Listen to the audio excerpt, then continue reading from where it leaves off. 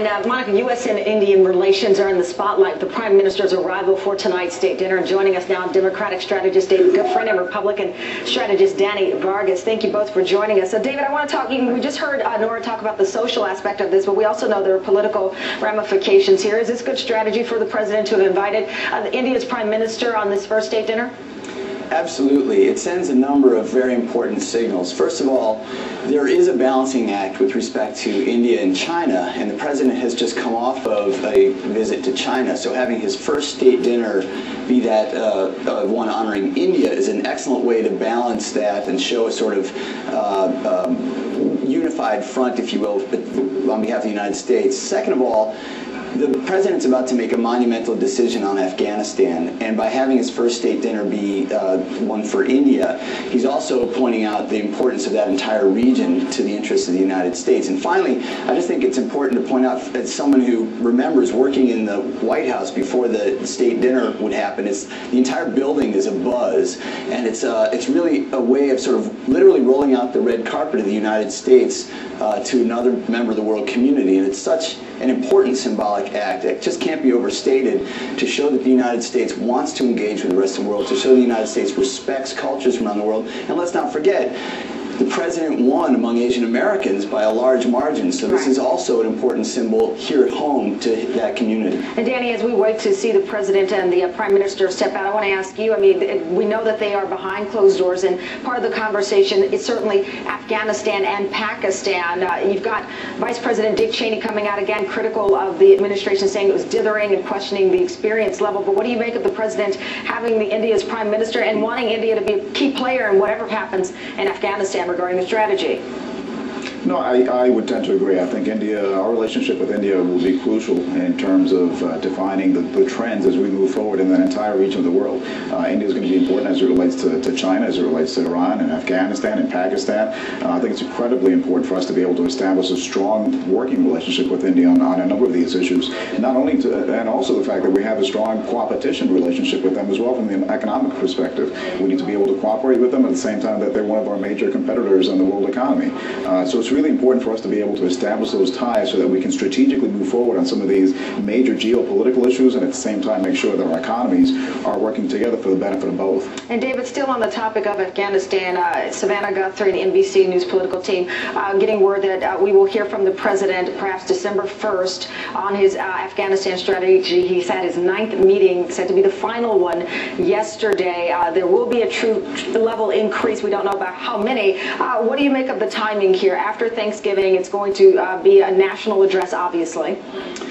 Yeah, you know, the difficulty for the president politically here is that he's got on his left flank of his own party a lot of very serious doubts being expressed by people like David Obey, the chairman of the powerful House Appropriations Committee, and others.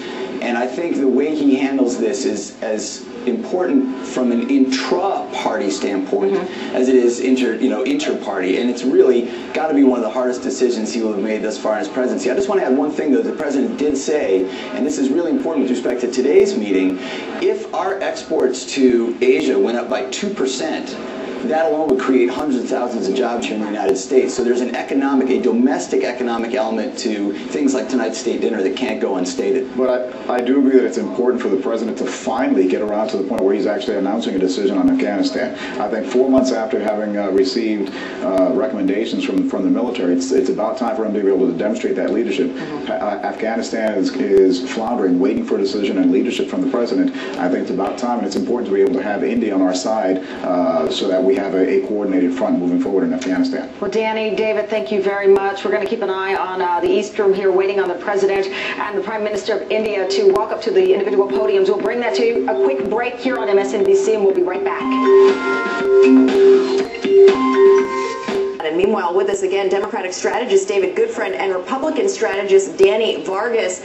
David, you know, obviously a lot to talk about on the table here today. Also, though, a lot of telegraphing here, right? Not only with the welcome, the press availability that we're about to see, the state dinner tonight. This is one of those moments where the president is able to show the Indian Prime Minister that perhaps if you've had concerns, we're putting you at the very top of our list right now. That's exactly right, and I think there's so many different audiences that the president has at this moment. He has first and foremost the American people who need to see their president acting like a world leader, building ties, building alliances, strengthening economic and military and diplomatic ties. At the same time, the president has the audience overseas. They need to see that aligning with the United States is something that's positive for their country, that's a good thing. You know, I'll never forget the feeling I got riding in a motorcade, a presidential motorcade through another country, and having people cheering for President Clinton.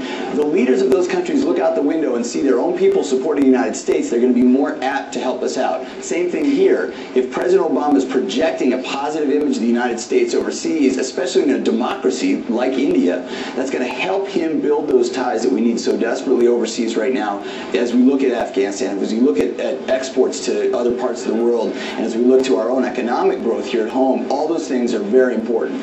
And Danny, what do you think in terms of, from the Prime Minister's perspective today, what's number one on his list? I mean, we know they're going to be talking about Afghanistan, we know they're going to be talking about nuclear energy and climate change, but what would be, from his perspective, number one on the agenda today? I think economic issues will also have a huge seat at the table in terms of these discussions. We have to remember that India is the largest democracy in the world. It's 1.2 billion people. It's the second fastest growing economy in the world. It's estimated that by 2020 they're going to be the number 3 economy in the world. We know that India is graduating annually, almost 420,000 engineers as compared to our 70,000. We need to play some catch up. And I think the positive aspect of this trip as well is the fact that I hope that it forces this administration to focus back on jobs and in growing the economy, as opposed to dealing with some other issues that are having a negative impact on the economy. It's important for us to be able to make sure that we see this visit by the Indian Prime Minister as a way to be able to get back on that laser-like focus on being able to help our economy grow and focus back on creating jobs and creating a better competitive environment in the United States. And we want to bring in NBC's Mike Vaquera, who's at the White House for us as well.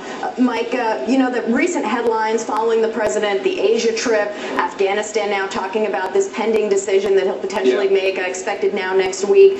Now, of course, we're going to be hearing so much about the Indian Prime Minister with this state dinner. We'll be talking about it again tomorrow with all of their discussions. Is there a concern that the president is focusing too much on foreign policy now, when we know that the American people at home are saying, hey, right now we're thinking about jobs, jobs, jobs? Well, you know, I think you've just put your finger on it, Monica. All right, well, we continue to watch here the live pictures from the White House East Room. We're expecting the president and the Indian Prime Minister momentarily. Meantime, Mike Vaquera and Danny Vargas and David Goodfriend, thanks to all of you. We appreciate it.